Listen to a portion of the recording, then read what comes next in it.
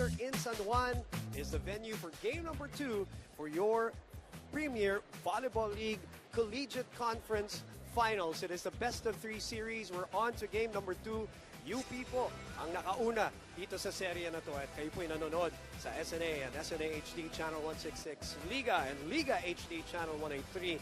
And of course, sa ating sports.abs-cbn.com/livestream/PVL, premiervolleyballleague.com, and on youtube.com/ABS-CBN Sports Live. It is game number 2 between the Lady Tamaraws and the team that is looking for their first major championship in 36 years, the UP Lady Maroons.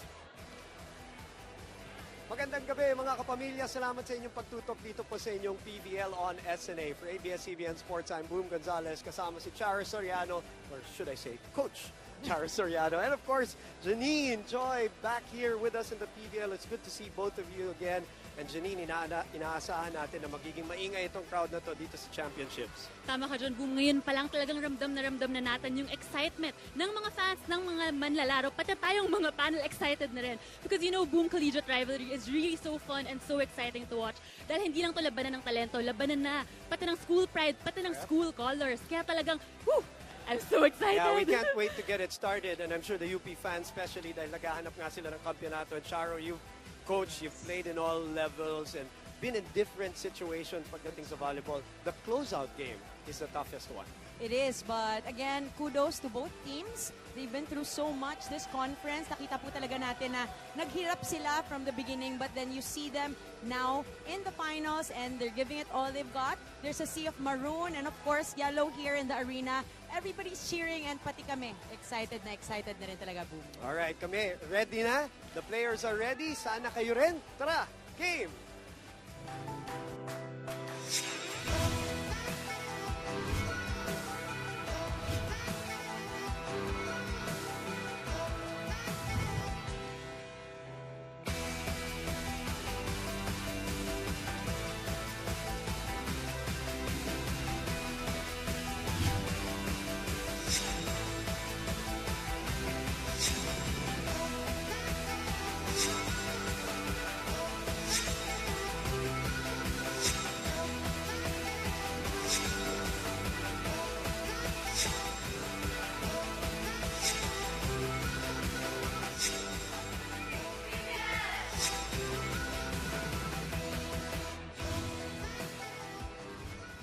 Magandang gabi po mga kapamilya. It's Game 2 of the finals here in the PVL Collegiate Conference at maya-maya ay magtatapat muli ang UP Lady Maroons kontra ang FEU Lady Tamaraws. Nung finals Game 1, nakuha ng FEU ang first 2 sets pero talagang bumawi ang UP kaya na-extend ang match into a 5-setter game. Kaya ang UP Lady Maroons ang nag-seal ng victory for finals Game number 1.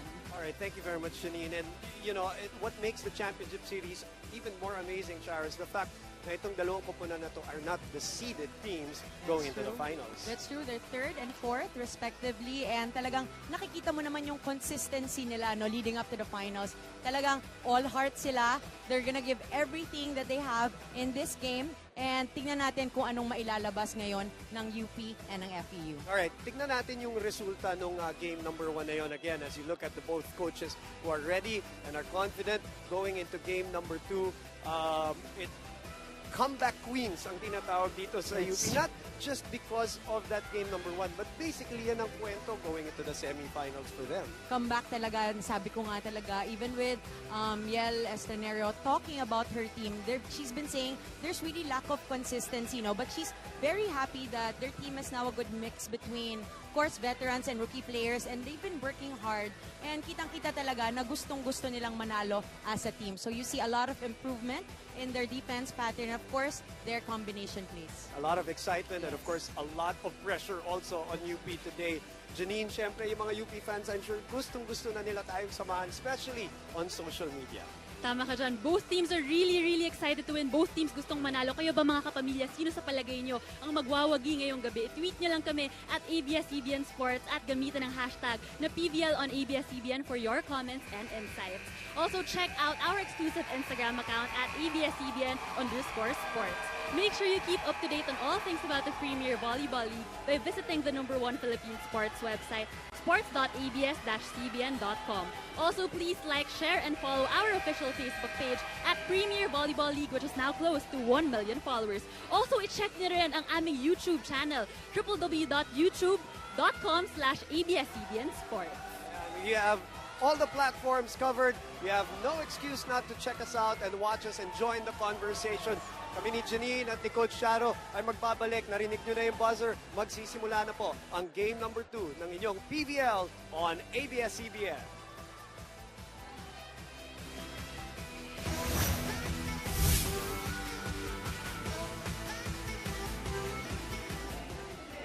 Ilang minuto na lamang magsisimula na ang game number 2 ng best of 3 finals between the FEU Lady Tamaraws and the UP Lady Maroons for your Premier Volleyball League Collegiate Conference. And UP, of course, looking for that historic win. Its first major title in any tournament in 36 years.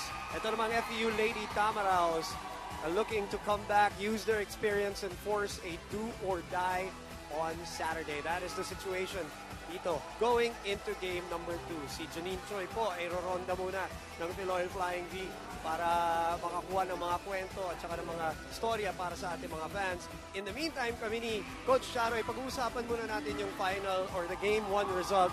Ano ba nangyari for those who missed that game? It was a 5-setter game, no? At first, we were thinking napakalakas, napaka-aggressive ng FEU. It was quite a dominant start with a 0-2 deficit. But then, UP, very resilient na team, very resilient players, nagpakitang gilas, and they got the next 3 sets. And it was quite surprising for everybody. So a lot of the UP fans are here today cheering for their teams and for their favorite players, like this girl beside me. Ang ganda na segue ni Coach. Pero ito, tingnan lang natin yung scores real quick. Obviously, the biggest turnaround there is that 5th set where UP outgunned FEU 15-5 to win game number 1. Alright, balik tayo dito sa loob ng Philoil Flying V Center, and as promised and as Coach Charo alluded to, makakausap natin ang birthday girl na si Rosie Rozier from the UP Lady Maroons. What a birthday, first and foremost, for you guys. Tell us what happened, because not only did you turn things around in set number 3, humabol pa nga yung FEU, di ba? Nag-24 all tayo. Kala ng maraming tao. Babalik ang FEU, it's going to be a 3-set win. How did you turn things around? I think we just stayed calm, and Coach said never be under pressure. Don't put yourself under pressure. And that's what we did. And all we did was the first 2 sets we didn't have service receive, and that's how we countered their like we basically tried to lessen our errors in receiving. And we just watched the tendency of the spikers, and that's all we did. Like, I mean, yeah. So coming into the game 2 of the final series, Roslyn, what did you do to prepare in your training mentally and also physically and as a team as well? Well, what we did before the first game, we communicated more, and then plus we experimented with our spikers, especially Isa and Atamar. I mean, now we're doing more plays, and I think that's why some of our opponents are surprised too, and we're planning to do that more now. There's so much talk, Rosie, about this game and the championship, elusive championship for UP. How do you deal with it in the locker room, kayong mga magti-teammates, with the coaches, the pressure, the media? How do you deal with that? I guess we just try to ignore it. Like, we try to help each other. If someone is nervous, we try to help each other. We try to talk it out. We don't let it, we don't keep it to ourselves. And that's how I think we didn't feel under pressure in the first game. And that's what we're going to do now. We're going to help each other. Like what Coach Joy said, play always together. How important is teamwork for you guys at this stage of the final series? I think it's the key to winning a championship. It's the only thing we need to do. The fans are ready to go. The UP support has been big. And for the UP fans, hopefully you get this one today. Rosie, thank you very much and good luck. Thank you. Right? Thank you, Rosie Rosie. Roger joining us here for game number 3. Of course, the FU fans will have something to say, and we'll talk more about FU later on. But you as a coach, Charo, you always find it, or we always find it so good when there's new talent that's coming up and delivering at very big moments. Yes, I know, and seeing all these rookies stepping up, no, it's not only the veteran players from UP, but it's Rose, it's the rest of her rookie teammates who are really bringing in the big guns here in the PVL Collegiate Conference. Yan ang excited lahat ng tao na makita. And of course, support ng kanilang mga ates as well.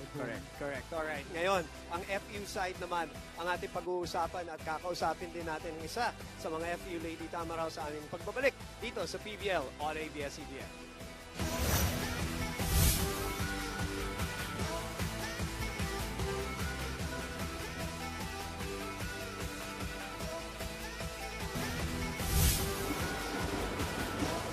Babalik po tayo dito sa loob ng Pinoy Flying V Center. Ang mga FU Lady Tamaraws ay gustong i-extend itong serye na ito going into game number 3 on Saturday.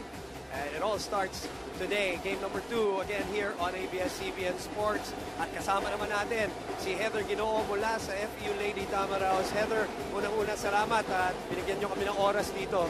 Mabilis lang, tanungin ka namin. What happened after the first 2 sets? Dahil napakaganda ng nilalaro ng FEU ng first 2 sets. Pagdating ng set number 3, nagkabol kayo, 9 points. Hindi nyo na itawid. Tapos, 4th and 5th set, medyo iba na ang lumabas para sa inyo. Siguro nga po talagang nagkulang po kami. Parang hindi namin siya tinapos. Parang masyado kami agad nag-relax dun sa 2 sets na panalo namin. Kaya hindi po namin natapos hanggang dulo. Heather, sa ilang araw na nakapag-training kayo or nakapag-prepare for this game, anong mga ginawa ninyo sa training at paano kayo nag-usap as a team to get over what happened also last weekend? Ginawa po namin sa training yung mga naging pagkukulang po namin, lalong-lalo na po sa receive. Doon po talaga kami nagkulang. Tapos, nag-usap-usap kami para po sa mindset namin ngayong game na to na dapat namin kunin tong game na to at i-claim namin na amin to. Heather, alam natin mo wala si Seth dito sa game number 2. So, syempre, mababawasan pa kayo ng firepower. Paano niyo pinaghandaan ito? Hindi naman po namin totally iniisip na wala si Seth. Parang ginagamit po namin na chance or opportunity para sa iba na ipakita nila na yung best nila, na yung makakaya nila para makatulong sa team. That's a very good attitude, Bruno. One last one, Charo. I wanna ask, honestly, yung crowd ba naging factor nung game number 1? Ng crowd na UP nung nag-ingay na sila, nung bumalik sila? Siguro po, naging factor din po yun. Pero, hindi naman po namin pwedeng gawing dahilan yung crowd. Dapat po, mag-focus lang kami dun sa game. Heather, maraming salamat. And good luck dito sa game number 2. Lahat ng mga fans nyo gusto ma-extend ito sa Sabado. Heather Ginoo, dito sa ating game number 2. And I love the honesty, of course. Yes, because I you know really do. Charo very well. Those things, the other things that happen, the intangibles like the crowd, that really comes into play. Especially with this type of venue, it's really enclosed. You see a lot of cheering coming from the crowd. You hear the drums even before you're serving. So what's really important, boom, at this point in a conference is that you're focused. You really shut yourself off from all these things that are happening outside. And I guess that's what Heather also was saying a while ago, Right. no? Na talagang pinag-usapan nila, na talagang focus ang kailangan nila sa larong ito. And you see the numbers of Heather Ginoo, that they're gonna need every single of that, maybe even more, not only from her, pati na rin sa mga kakampi niya dito sa FE Lady Tamaraws para lang ma-extend ang serye na ito into a game number 3. Samahan niyo po kami on Twitter as always at ABS-CBN Sports. Hindi po nagbabago ang ating hashtag PVL on ABS-CBN. Of course, you can check out Premier Volleyball League on Facebook, and we are live on youtube.com/ABS-CBN Sports and at the #1 sports website in the Philippines, sports.abs-cbn.com. Kung gusto niyo magtanong kay Coach Charo, sige lang, padala niyo lang. Alright? In the meantime, we got you covered. Game number 2 is coming up next. DJ Jams is providing providing the music inside the Phil Oil Flying V Center. When we come back, magsisimula na po ang labanan ng UP Lady Maroons and the FEU Lady Tamaraws.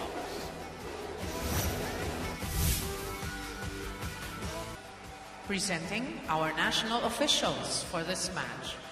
First referee, Mr. Erlindo Yusepe.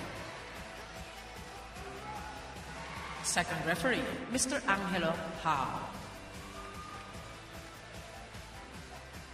Before we present our starters, may we request our drummers to please refrain from beating on the drums as we introduce each athlete para makilala naman sila ng ating mga manonood. Maraming salamat po. Calling on Our Lady Tamaraws of the Far Eastern University. Team captain is number 12, Kyle Angela Negrito. At number 2, Laika Ebon. Wearing jersey number 4, Heather Ann Ginoo. At number 14, Sarina Grace Carandang. Number 15 is Jerilee Malabana. And number 18, Jeanette Virginia Villarreal. Libero, number 5, Buding Remdes. Head coach, Mr. George Pascual. Presenting Our Lady Maroons of the University of the Philippines. Team captain is number 17, Maria Ariel Estraniero. At number 3, Maristela Layo. Number 10 is this conference's first best outside spiker and conference MVP, Maria Lina Isabel Molde. Number 11, Marian Alisa Buitre. Number 14 is this conference's second best middle blocker, Aishalaine Ganaba. And number 19, Rosalie Rosier. Libero, number 4, Renlyn Altomea. Head coach, Mr. Godfrey Okun. This is match number 8, game 2 of the finals. For the goal. We're live on SNA. We'd love to welcome all the viewers on SNA as the UAP just concluded. And now we go straight into your PVL Collegiate Conference Finals game number 2. Starters on your screens earlier for UST and now for the UP Lady Maroons, who are looking to end a drought in terms of championships and any major tournament. Coach Gotti is hoping to take them to the promised land, so to speak. Dito tayo sa Phil Oil Flying V Center. Maraming salamat, and those watching on SNA HD, Liga HD. Boom Gonzalez, Coach Char Soriano. And we're ready to go for game number 2. What are you looking out for, Charo, at the opening sequences dito sa ating game number 2? I'm actually looking if FEU will be able to improve their defense pattern. As you can see in the last game, that's really something that they had problems with, no? Especially the down-the-line hits of Isa Molde, Marian Buitre, and even Roslyn Rosier. They weren't able to stop it, knowing for a fact that they've been going down the line most of the time. So, a little bit of adjustment lang boom sa defense pattern ng FEU. And of course, the second thing is the loss of Celine. She's not gonna be able to play this time. So, tingnan natin kung sino magsi-step up coming from the Lady Tamaraws. 2-0 right away for the Lady Maroons. I personally am looking, even if UP is ahead here in game number 2, in the first set, FEU had 9 aces, Charo. I mean, that's one of the biggest weapons, really, of FEU. Sed Domingo is a great server. Kyle Negrito is a great server. They got 9 aces in that first set, and that set the tone of the receiving problems nitong Lady Maroons. So, we'll see if FEU will be sharp from the service line again. But so far, it is UP that is looking sharp here. For the Lady FEU Maroons. just really needs time to side out. Boom, that's already several serves coming from the UP, and they have not been able to stop it. At hindi lang yun, talagang hindi rin nila madala sa setter ang first ball. So I mean, it's really a receiving problem on the side of the FEU. Which problema ng UP ng first set ng game number 1. kung hindi man naka-ace yung FEU, kargadong-kargado yung first serve, kaya hindi maihatid nga doon sa setter. So, ngayon, baliktad na baliktad, 4-0 para sa Lady Maroons as we bring in Janine Choi back into our conversation. Janine? Boom and Charo, last Sunday, Celine Domingo suffered from an injury on her right knee during the 5th set of Finals Game 1. At kanina kinamusta ko siya at sinabi niya na bumisita na pala siya sa dalawang ortho at nagpa-MRI scan at lumabas sa kanyang MRI results. Reduction degeneration of the meniscus and minimal strain sa kanyang right knee. At sinabi nga ng mga doktor sa kanya kung pwede ay magpahinga muna niya ang kanyang katawan. Pero sinabi ni Celine ay gustong-gusto niya talaga maglaro ngayong araw. Kaya talaga sineryoso niya ang kanyang stretching at warm-up so that whenever Coach George Pasokwa would call her to play, she will be ready. Balik sa inyo, Boom at Charo. Thank you, Charo. And just to, Janine and Charo, just to follow up on that, talked to Coach George earlier. Sabi niya, you know, you also have to look out for the athlete, the student. Yes. And as much as they want to use her here, Too low to cross. dahil importante itong laro na to, he has to look out for Sed's welfare and health. So, sabi niya, baka hindi niya pilitin si Sed. They will continue to do therapy and conditioning. But what I love about the conversation earlier, sabi niya, but I think she will be ready for game number 3. Wow. Confident. I mean, that's the spirit right there. If your coach can say that, reaches and over. coming from your head coach, sino ka ba naman para hindi maniwala? And I'm sure that Celine is also super fired up. Nakita naman natin na nag-stretch siya, nag-ready siya, even though she's not sure if she's gonna be put in this game. She wants to know that she's gonna be ready for game number 3. And this will be the 4th straight point for FEU, who have recovered here in set number 1. Yeah, I love the confidence. Coach George even said that, you know, we kind of gave that game away. They came back against UST, remember, in the semifinals. They were down in that series also. So you know that they have what it takes to come back. And they really have the edge and experience, in all honesty, John. They do. They're a complete team. And sinabi mo nga, Boom, we have seen resiliency coming from these players, no? And that's something na nakita natin even the start of the first set in today's game. 4-0, UP was leading, and then right then and there, nahabol nila 4-all. So maraming talagang pwedeng mangyari sa larong to. So mga FEU fans, watch out. There might be game 3. Molde Finds the corner. finds the corner. The MVP, the newly minted MVP ng inyong PVL Collegiate Conference. Looking at that shot, again, Boom, we talked about this earlier today. It's really the adjustment of FEU. They have to know that they're targeting the down-the-line spot. So, talagang kailangan yung mga receivers sa likod makapag-adjust. 6-4. Ayel opens up. Bump set sa kabila. Ayel will go reverse to Marian Buitre, who has been a revelation. Altamea will set it up back to Marian. Gumamit ng utak. You know, Chara, I want to get your opinion. Marian Buitre, as a wing player for UP, transformed into this open spiker, looks so comfortable in her position. I just feel a different, or see a different fluidity in her movement and her confidence. I guess as a player, if you embrace the role that's been given to you and you don't question or doubt what your coaches can see in you, then you see her talaga very fluid nga, kumbaga. Parang yan talaga yung position for her. So it doesn't really matter where she is. She plays good volleyball. She has very high volleyball IQ. And the fact also that Coach Godfrey would trust her in giving her new roles for her team. I also love the fact that she wears her heart on her sleeve every time. You know when she's struggling, you know when she's frustrated, but you also know when she's super excited and confident. That's Marian Buitre for you. In the meantime, Heather Guinoo cuts the lead down to 1-6, serving 7. You talk about servers here on the FEU side, and one of the better servers I can also say is Heather Guinoo. We talked about her. Oh, just when I said it, Boom, just when I said it. Babalikan natin yan. We will back up your statement when we come back from this timeout.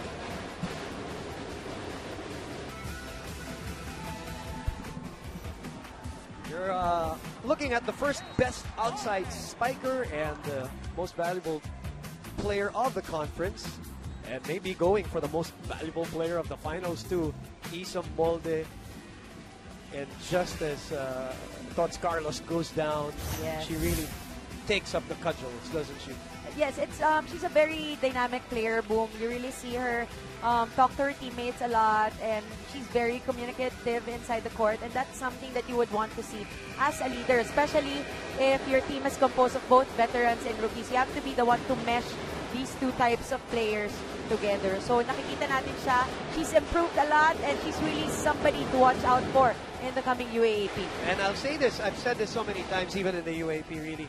One of the things that I love about Isa is the fact that she has become such a good all-around player, too. It's not just about, you know, the offense for her now, which was the one that everybody expected from her. Pero gumaling mag-serve, ang galing mag-receive. The well-placed shot. She has 7-8. really grown. She has really grown as a player talaga. 7 serving 8. FEU behind here. Not only in the series, but also in set number 1.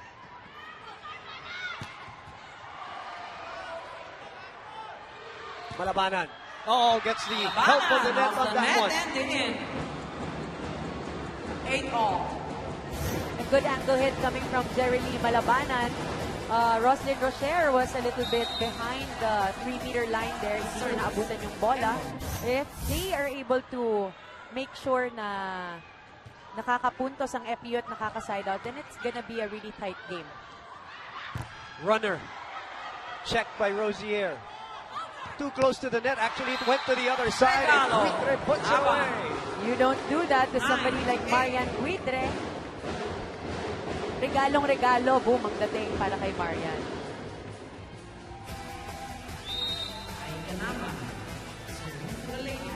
Easy put away by her. 9-8. Ganaban will serve. Negrito. Back to Malabanan. And she gets a point on that one. You know, as much as there's pressure in UP to win because of all of the talk about the drought, you have to think FEU has some pressure too. Sila yung saying na always the bridesmaid, never the bride. Naman hindi naman never, but recently, in recent years, LaSalle in the UAP, even here in the PVL, diba, against National University, if UP is sick of losing, you know, and not getting the championship, FEU must be sick of becoming second best also. They want to finally get over the hump too. Yes, they don't want to be the team who's known to be almost there.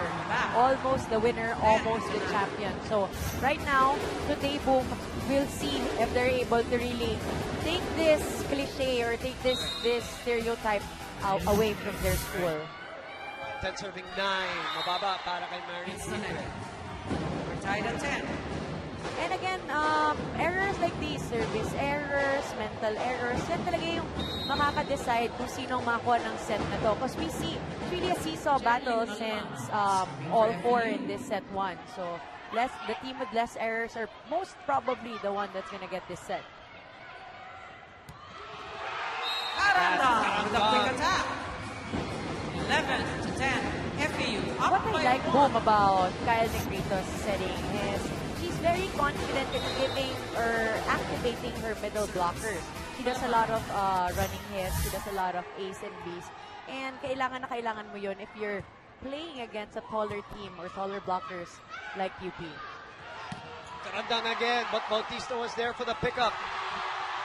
Ah, look at that. Back to UP. Estoniero. Chooses Rosier. Regalo na naman. Negrito on the 1-2. Molde gives it up. That's tough. Negrito wins the joust at the Molde net. knew it was her fault. Well, It's a little bit close to the net, and of course having, again, a tall setter helps a lot. So kuhang-kuha ni Kyle Negrito ang overball coming from the side of UP. service. Malabanan.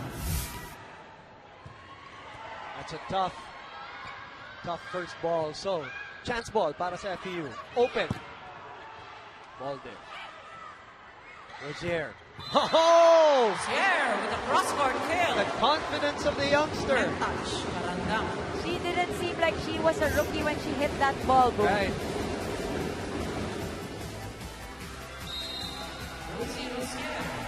love seeing her play. She's playing without any doubt. She's playing with so much confidence. And there's a sense of free spirit sa paglalaro ni Roslyn Rosier. You know, I've said this many years in collegiate sports. There are some youngsters who feel the pressure, and then there are some youngsters who are just oblivious to it. Na parang, okay lang. Okay lang, palo ko na malakas or hulo ko na ganito or naka 50 points ko sa game as a rookie. Naka-enjoy lang. Yeah. And she seems to have that in her. That's true. At least so far. And I think it's also giving her teammates a boost of for sure. confidence. Off the block. Off the block. 13. Oh, we love this set number 1, Charo. 13-12. Bigayad. Itong dalawang kupunan. We talked about this, Kyle Negrito giving a running play. And if they're able to really do a lot of combination plays, boom, may hirapan at may hirapan ang UNC. Pinag-usapan lang natin sino ang mag-step up sa kawalan ni Seth Domingo. And so far, Carandang is giving a great account of herself here in set number 1 as Negrito's dangerous serve is at it again. So you combine the dangerous serves and points off service aces. And of course, and again, Lumabas lang. But boy, that's tough. yeah, you really see confidence in her, no? Well, again, first opportunity to score talaga ang service. You look, Coach George Pascua with a successful UAP stint. Just losing out to LaSalle, overwhelmed by the moment, I guess, also in the crowd, which is hopefully what won't happen to them here in game number 2 as Carandang nanggigil. All is out. And it's still...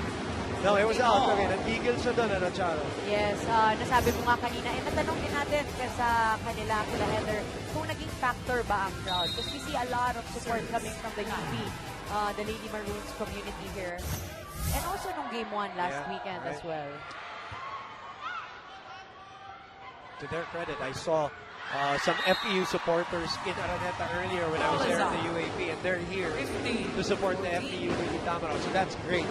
Wow. I love that. I love the school spirit. And I'm sure, katapos lang na UP game sa UAP, baka sumunod yung iba dito. Sana. No, para talagang masaya. Nice serve. Nice serve. Again, it's been errors and errors talaga coming from the side of FEU. And we're now here, the second technical timeout. We'll be back.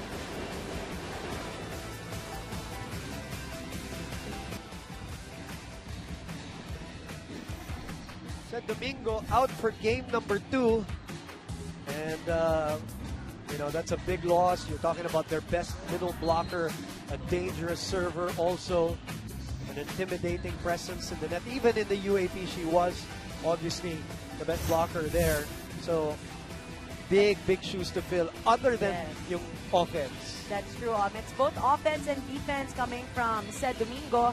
Sinabi nga natin kanina. But we also spoke to Heather and we asked her about this. And ang ganda-ganda ng sinabi ni Heather na they're using Celine's, injury as an inspiration and also an opportunity for other players, other FEU teammates to step up. At kita-kita naman natin, you've mentioned it also, Boom, Carandang has been stepping up, giving a lot of offensive power for the Lady Tamaraws. And tingnan natin kung sino bang magsi-step up na yung game na to.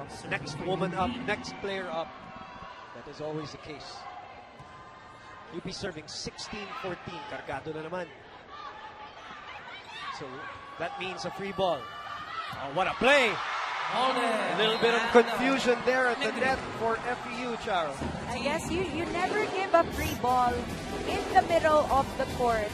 Your middle blockers and your side blockers won't have time to also put themselves or steady themselves near the net, no? So nakita natin napakababa nung binigay nila na free ball at hindi nagkaroon ng oras para yung defense pattern ng FEU na adjust. Sila naman ang kumarga ng serve. Talking about UP, ahead by 3. Make that 4. Molden down the line. Coming again from another free ball ng FEU. And let's listen to Coach George Pascua as we admire the MVP and her work.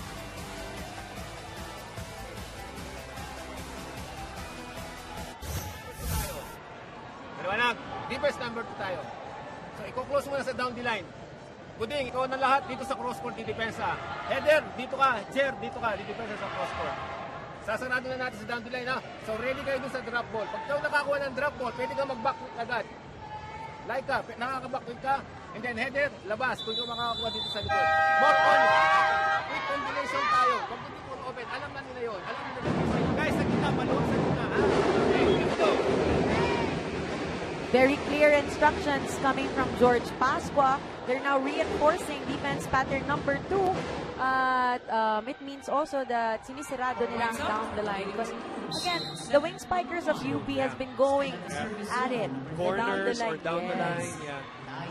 So they're blocking down the line now and giving the angle a free spot. But of course, before you do that, boom, kailangan maayos muna ang reception ng FEU Lady Tamaraws. Claro, kanina ka pa hinahabol ng bola. Correct. Parang gusto ka palaruin, which I don't mind. I always loved watching you and the things that you did on the court.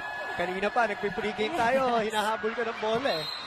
Nakakamiss, boom, nakakamiss. Sure. 19-15 is the score after that service error by Layo. Bautista marches in for UP. Looking to close it out today on Wednesday. For your PVL on ABS-CBN. Molded off the fingertips. It's a good change of pace there from Heather. Somebody called for a net touch, and it is Gino, who is playing in her last year for the Lady Tamaraws. Again, boom, looking at what's been happening now in set number 1 for the Lady Tamaraws, I can really see that numbers are increasing in terms of their errors. There's net error, reception error, attack errors, and it's consecutive. So talagang mapapatanong mo kung nasaan ang mental toughness ngayon ng Lady Tamaraws. Speaking of errors, FEU had 35 to the 24 of in game number 1, and most of those errors really sets 3 to 5. Ebon finds the spot. 16-20. Again, they just need to minimize their errors. They have good offensive players. They have better reception, and they're gonna seal this set against UP. Earlier today, Adamson University winning in 4 sets as Gino sails that ball out. It must be the nerves, boom. Oh, for sure. Kung hindi ka kabahan sa ganito naman, Yes. even a little bit. Pero sayang, I think they've already had maybe 6-7 errors in this set alone. We'll check the numbers officially. And look at that. Ooh, if that ball dropped. 21-17. 4 points away from a set number 1 win. But Coach George will put in Jel Cayuna. Obviously, she will take over Kyle Negrito's duties in terms of serving. Coach George putting in 3 spikers in front for the Lady Tamaraws. Let's see if makakatulong to sa strategy ni Coach. Si Elise Ronquillo naman yung isa. Oh, nice find. Oh, Buding was there for the get. Oh, what a waste. That must be really tough for them. What a good save coming from Lady Tamaraws, but then you give it up, over ball, and it's an error. Girls, okay lang naman mabilis yung galaw. Kailangan nasa timing lang. So usap, focus tayo. Ba't tayo tatanong pag nandiyan yung bola? Hingin nyo ang bola. Hanapin nyo yung bola. Eyes on the ball lagi. Ngayon, kung iwas tayo sa bola, ulit tayo doon sa nangyayari. Mag-react tayo sa nangyayari. Kung mayroon lang naman natin yun eh. Okay? Gamitin natin pagiging mature sa team. Veterano na tayo guys, hindi na tayo first year pa. Kaya ninyo, magkawala na tayo. At yun yung sinasabi niya, even after game number 1, nagtitiwala siya na kaya bumalik ng mga players. He's seen it before. But it's the moment getting to them right now. They're down by 5. Parang FEU is looking for that one person who will lead the team with as much energy as they can muster to overcome what's been happening sa kanila. Parang ngayong spark. set na to. Yes. It's a good attack from Villarreal. Ganaban unable to keep the ball up. Karandang is now in front. Tingnan natin kung makakatulong siya sa offensive attacks ng Lady Tamaraws. The perennial service specialist, Carly Hernandez. From day one until now, still the same role. Very reliable on defense and on service. And just as I say that, nakakatatlo na tayo, Charo, Yes, Boom, para nakakakita ako ng ano dito, pattern. Note na lang tayo. But anyway, she is good at what she does. She's always been. Look at that first ball for her. Hinatid right. Right when you said that, the ball's coming at me again, Boom. Yeah. Don't you dare leave me. The set is not yet over. FEU 19, UP 23. Let's see what they will do in this rally. Rosier.